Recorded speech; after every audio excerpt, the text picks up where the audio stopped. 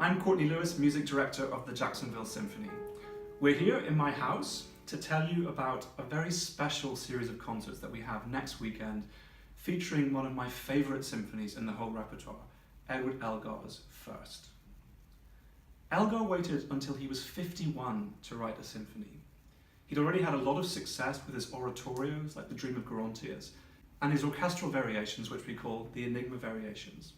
But the prestige of the symphony was so great that he wanted to wait until he was sure he could write something that could compete with his German contemporaries. It's hard to believe that there hadn't been a really, truly international composer from England between the death of Henry Purcell in 1695 and Elgar's birth in 1857.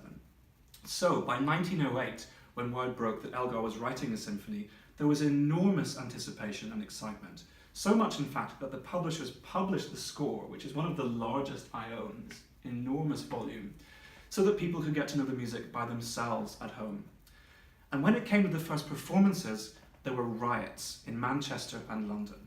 There were reports of the audience refusing to let the conductor, Hans Richter, continue to play the next movement before repeating a previous movement.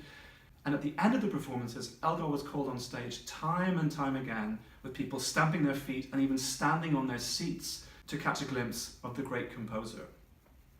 But my favourite reaction is a much more personal one. One of Elgar's best friends, Lord Northampton, who wrote to him after hearing the first performance.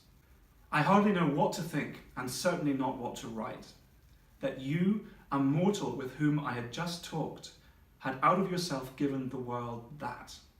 It is almost terrifying in its greatness." One of the most extraordinary parts of the symphony is the adagio, the slow movement, which is the third in this case. Elgar swaps the usual order of the middle movements.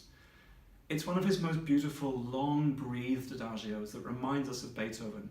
And if you remember the Nimrod variation from Enigma, you'll like this as well.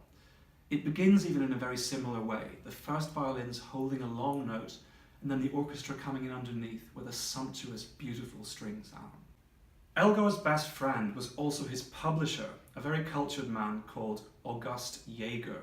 In fact, Jaeger was the man that he depicted as Nimrod in the Enigma variations.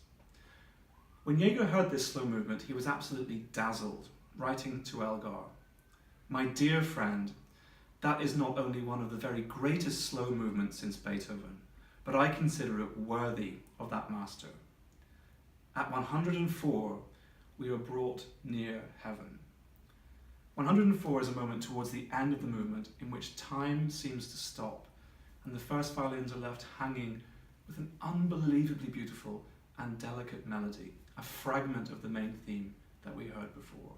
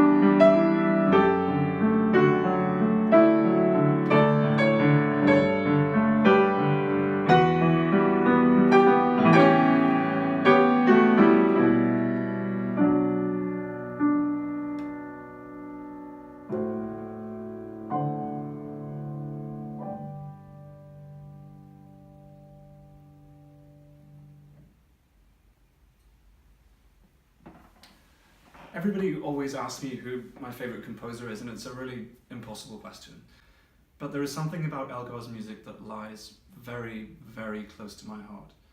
The mixture of nostalgia and generosity and beauty is very, very special.